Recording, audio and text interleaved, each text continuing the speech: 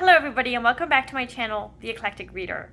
So today I have a vlog for you. This vlog was filmed over an entire week. In the beginning I tell you what time, what day it is, but then I stop because there are days when I don't film, and I didn't want to include everything. You'll notice that most of my video is either about books I'm reading, or the research that I'm conducting because I'm a PhD student, or it's about cooking. And so if you are interested in cooking, I will include some clips in my vlogs. So I hope you enjoy. I read 3 middle grade books and I had a great time.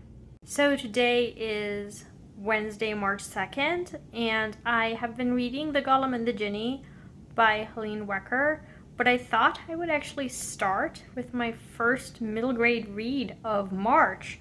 So I'm going to be starting with Wood's Runner by Gary Paulsen. So this is a survival novel set in colonial Pennsylvania. We're following a 13-year-old boy, I think he's 13, yeah, named Samuel, and he's going to be surviving in the wilderness, I guess. And it says in the back that his parents are going to be arrested, so we'll see how this goes.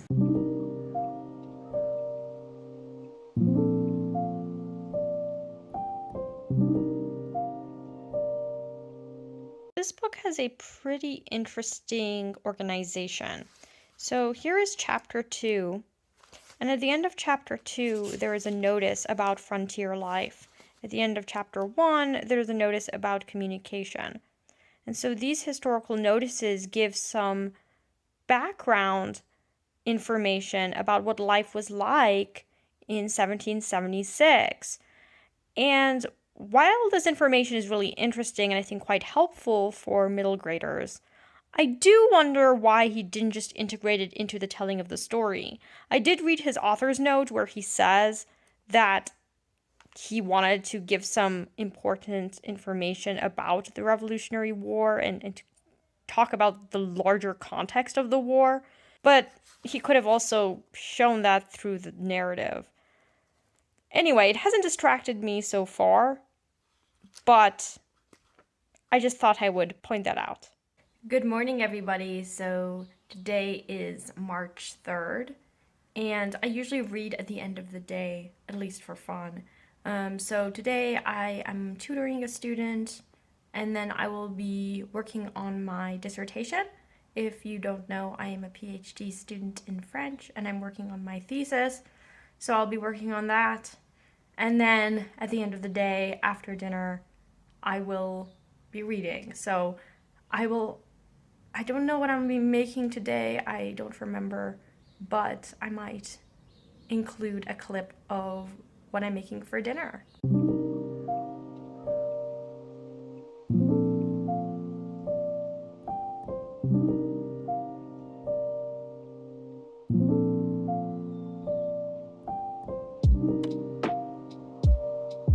Okay, I'm about to start writing. I wanted to talk about what I am writing about, just very broadly. I am working on Les Tragiques, which is an epic poem that was written in the early 17th century. It's a very polemical work. It is very Protestant. It's a militant Protestant epic. And I'm working on one book in the middle of it called Les Feux, which is translated as The Fires. This is an English translation by Valerie Worth. Unfortunately, the translation is $100, so I wouldn't buy it. I actually bought it because I consulted so much. But if you have access to a research library, I definitely recommend this edition because it has absolutely beautiful woodcuts. Let me show you. It has Paulsen Tortorel prints. So Paulsen Tortorel were two printers. The beginning of each of the books has these prints included. So anyway, the book I'm working on, like I said, is called Les Feux, or The Fires. And I'll show you what print. So this is the print that's at the start of the book. And this is a lovely print, isn't it? But this is showing you the execution of Anne Dubourg, who was a Protestant who was executed under the order of the king. I think the king at the time was Henry II. And Les feux, or the fires, recounts the martyrdom of a whole series of Protestants in the 16th century. So Aubigny is writing in the late 16th century, early 17th, and he's looking back at these events in the past and trying to encourage the reader to imitate the martyrs. So this is an English translation that is beautiful. It also has wonderful footnotes, as you can see. And then this is the French edition that I'm using by Jean-Raymond Fanlot, and it also has great footnotes. So this is another book called Chambre Dorée, which covers the corruption in the Parliament of Paris. So anyway, that's what I'm working on. I'm working on the martyr narratives in Les Feux, which is the fourth book of this epic, an epic that deals with the religious conflicts in the 16th century from a very militant Protestant perspective. So now I'm going to go back to my writing, and I will check back in later. So I think you might find this interesting. This is the account of George Bainham in an older martyrology called the Book of Martyrs, which was written by a man named Jean Crespin. So Jean Crespin was Calvin's printer in Geneva, and he created a martyrology, which is a collection of martyr accounts about hundreds of martyrs. And this is just one of these accounts. And as you can see, if you know French, this is late Middle French or early modern French. The reason why I'm showing you Jean Crespin's version is that Aubigny was influenced by Crespin's stories. So part of my chapter examines how Crespin presents the story and then how Aubigny adapts it for his book, Les Feux. Crespin began his martyrology in 1554, and then after he passed away, there was a man named Simon Goulart who completed the martyrology, and the final edition, I think, came out in 1618. And Simon Goulart was one of Calvin's successors as head of the Company of Pastors. So John Calvin, of course, the great Genevan reformer, was the head of the Company of Pastors. And then after him was Théodore de Bèze, in English Theodore Beza, and after him was Simon Goulart. So basically one of the men who succeeded Calvin as head of the Genevan Church completed Crespin's martyrology. Okay, so I'm going to be making bean tacos today, and as you can see, I buy the beans in a can, but I will drain them, remove as much sodium as I can, and then add spices.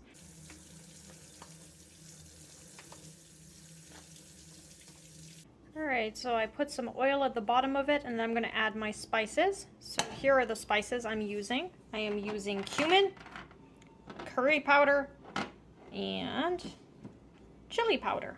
And we'll put a little bit of all of it. So with the stove on 5, I put a little bit of the spices. And so you want to put the spices first so that it browns, and then you add the beans. So I put a little bit of, it's quite a bit. Put a little bit of the chili powder. It is hot, so you don't want to put too much, but usually this is a good amount. And then I put some cumin.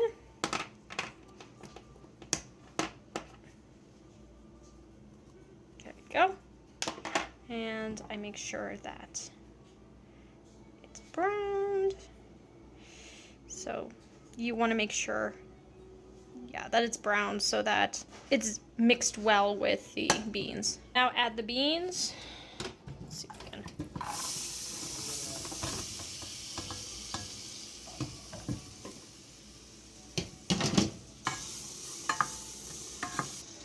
And then I just put it on the pot for a few minutes until it's soft, but you can just, heat it up and then put in your tacos. Okay, so at the end, I turn off the stove because I don't want the spices to burn, and I add garlic powder and onion powder. So let's do that. I do have a little bit of garlic powder left, so I will use that first.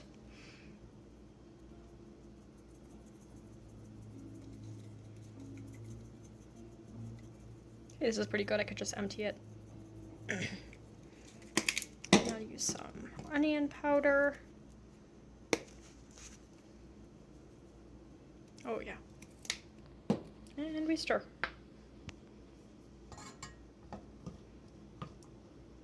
And now we're back for the content you're here for. Middle grade. Okay, everybody, so I just finished Woods Runner by Gary Paulsen. I'm going to give this book 3 stars. It is not the best Gary Paulsen novel. I do think that Hatchet is much better.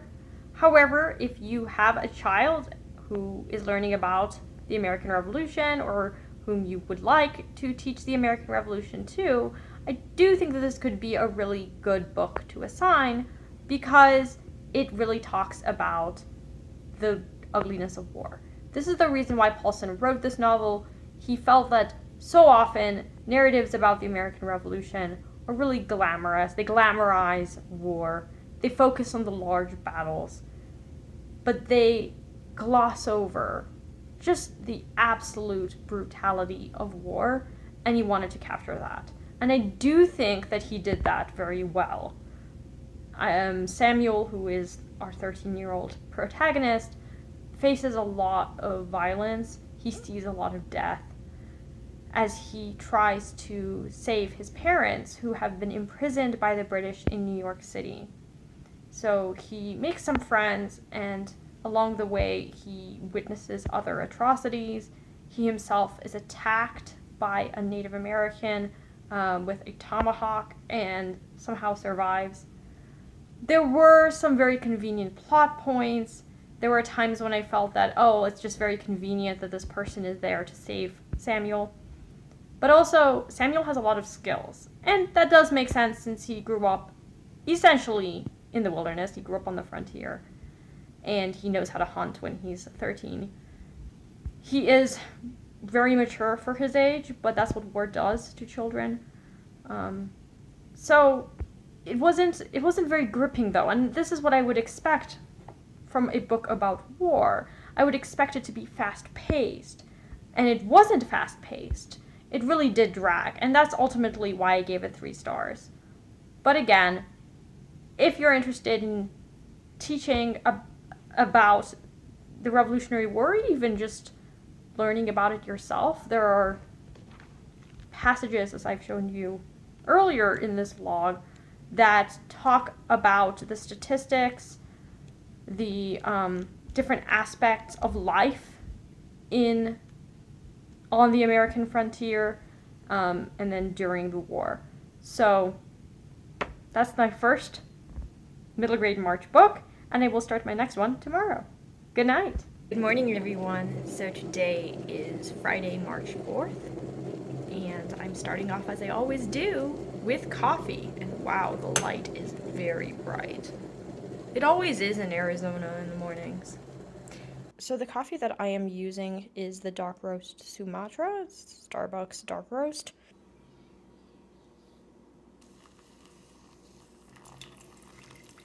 It's quite windy today, but also very beautiful, very sunny. So I'm going to start The Secret of Platform 13 by Eva Ibbotson, a book that I read when I was a child and have been meaning to reread for years. I was obsessed with Ibbotson's books when I was a child, and I do hope to reread her entire catalog. This will probably be the final middle grade that I read for a while.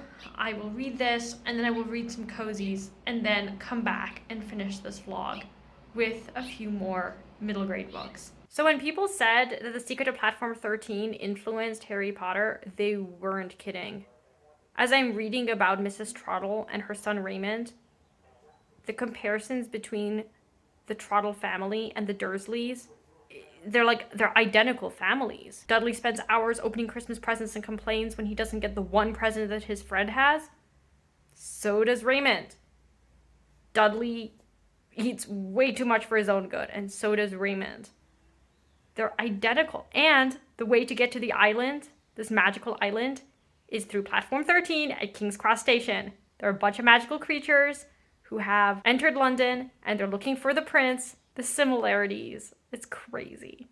Hello, so I'm going to be making a recipe that I found on my favorite website, Budget Bites. I'm obsessed with it. I have made many recipes on the website, and I am not sponsored by them. And no affiliate links or anything. I just really like them and recommend Budget Bites to anybody who wants some quick recipes to make that don't cost a lot of money. Okay, so the one I'm making today is called One Pot Lemon Garlic Shrimp and Rice. Now, I might add a few things, but here's how we're going to make it. We're going to start with probably defrosting the shrimp. So let's do that. Cooked shrimp, so I'll just put it in the microwave for like 3 minutes. I think I'll start there. Let's see how many shrimp each of us will get. Okay, so I'm going to cook 1.5 cups of rice. I use this strainer and run it under water and make sure to remove any impurities from the rice, because if you don't do that, the rice becomes super sticky. So if you want sticky rice, don't rinse it, but otherwise definitely rinse your rice. Now that the shrimp is done, I'm going to remove the tail, and also it's already peeled, but you'll see this black vein. You need to remove that. Okay? Do all of that, and then I'm supposed to mince garlic, but unfortunately I don't have any garlic left. So I'm gonna have to use garlic powder later. It's not ideal. I might just cook rice the way that I usually do. I'll show you how I usually make rice. Alright, so we put the rice in this pot. They said to put 2 cups of water. With long grain rice, the same amount of rice, the same amount of water. That's what I'm going to do. I'm going to just put 1.5 cups of water because I put 1.5 cups of rice. So hopefully that works. And then I'm going to put 1 cube of bouillon so that it's chicken broth. Ideally, I would have cooked chicken and then made the broth from that, but I don't have that today. We're making things from the box today. So then what I do is I cover it and put it on 8 for 10 minutes. And then after 10 minutes, when steam starts forming under the lid, I turn it down to 2 and I leave it for 25 minutes. I usually add a little bit of olive oil. It just helps so that it doesn't like boil too hard. And then in 10 minutes, I'll turn it down to 2. Because I'm doing it a little bit differently than the recipe asks, I'm going to cook the rice and then heat up the imitation crab and the shrimp separately. I'm adding the imitation crab. It's not in the original recipe, but we do like imitation crab. And I also squeeze some lemon juice that's in here. I'm going to basically quickly brown the shrimp and the crab meat with the lemon juice, and then I will add it to the rice. And now it's boiling, if you can hear it. So I'm going to put it on 2. And what I tend to do is I'll remove the lid very briefly, and I will mix the rice, make sure that all the broth is evenly distributed. So I'm going to like mix it up. And I'm going to add some parsley so that it is tasty. So I'm going to add some parsley. Let's do this.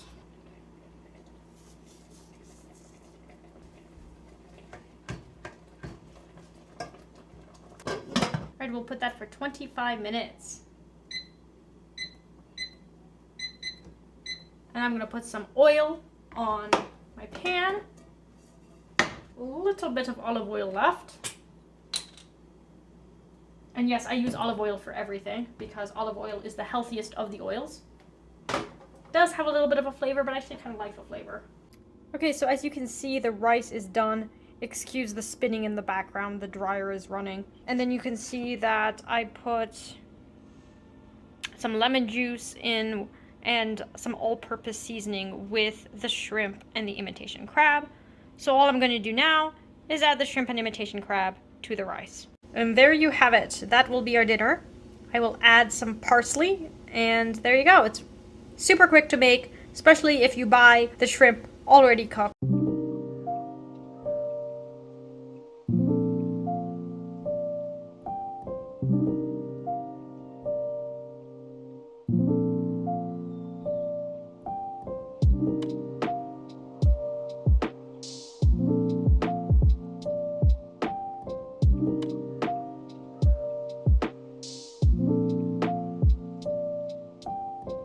Okay, I just finished The Secret of Platform 13 by Eva Ibbotson.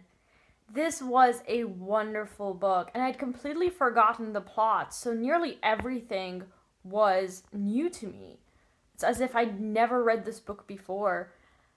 I loved all of the characters, all of the magical creatures, but particularly Odge, who is a hag, but she's not as frightful as her sisters. And she goes to London along with the other magical creatures to find the prince. And as I mentioned earlier in this vlog, so many details in this book were borrowed by J.K. Rowling when she wrote the Harry Potter series, particularly how Mrs. Trottle and her son Raymond are described. They are like the Dursleys in nearly every way. But I think too that Ibbotson was also borrowing tropes from middle grade, tropes that are in many ways quite harmful, where the bad characters are always disabled, disfigured, and fat. And we see this in this book, not so much with disability and disfigurement, but certainly Mrs. Trottle and her son are fat, and they're presented as being very self-indulgent. And so I think this is very harmful because, unfortunately, fat children are bullied quite a lot by other children. So this is just reinforcing this. But apart from that, this story was fantastic. I loved every page. I loved how magical everything was. And I loved the character of Ben, who is a servant in the Trottle household. He's so generous and loving. I will certainly be rereading everything else by Ibbotson. And I think that if you are wanting a book that gives you the same warm feelings that you had when you read Harry Potter, I do recommend The Secret of Platform 13. It has all of the best parts, and it also feels like a tighter plot. So there weren't inconsistencies in the story. Just because a book is fantasy doesn't mean that there can't be a logic to the book, and there was definitely a logic.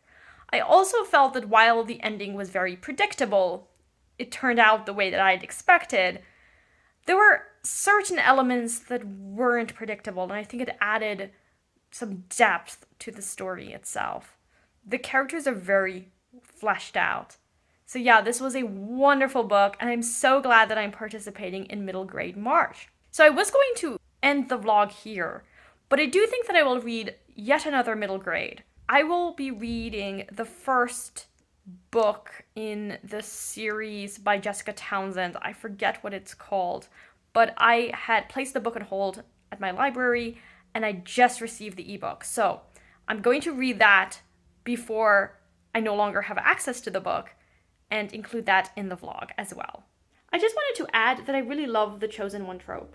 I know that traditional publishers no longer publish books that follow this trope, but I really love it, and I don't think it ever gets old. I really love seeing characters who start out with not a lot, discovering that they are actually very powerful, or that they are suddenly sent on this quest. And I just think that it's a wonderful trope, so I want to read more of those kinds of books. And perhaps they're only being self-published and not traditionally published. But if you have Chosen One books that have come out in the last few years and that you've loved, please let me know, because I am always looking for more.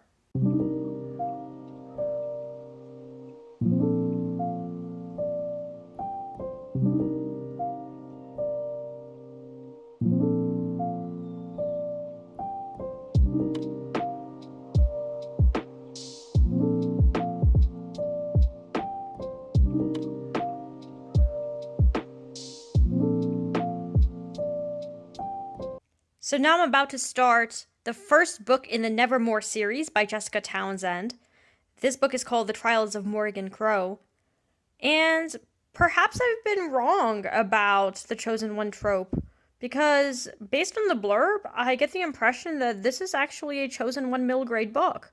So maybe the Chosen One trope is still accepted by traditional publishers who publish middle grade, but it's not accepted by YA publishers.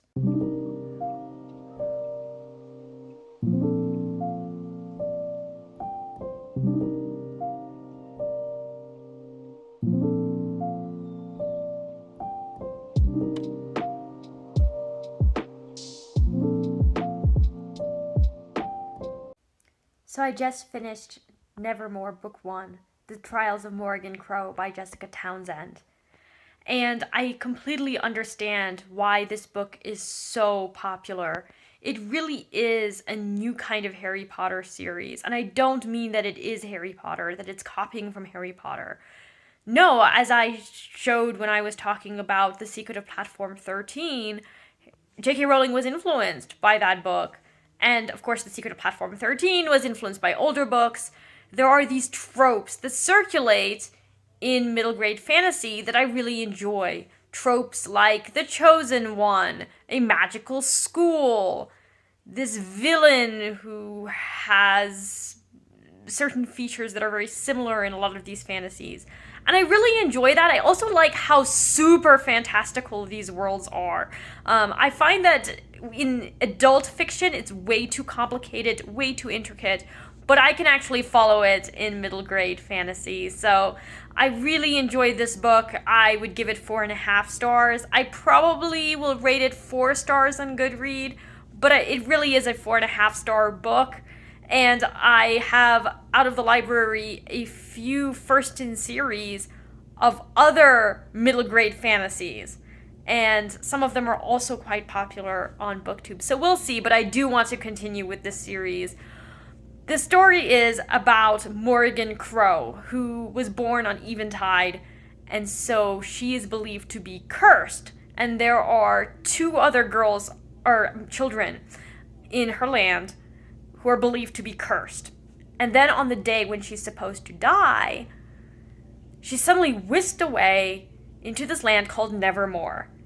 And she basically avoids the time of her death because Nevermore is several hours ahead of the land where she was living, so she avoids death that way. And now she has been chosen by this patron named Jupiter North to enter into a competition. So she has to undergo a series of trials. I really loved it, and I look forward to continuing with the series. I'm going to stop this vlog here because it has been quite long. I do expect that there will be a second middle grade vlog, but after this book, I think I'm going to read some mysteries, some cozy mysteries, and then return to middle grade afterward.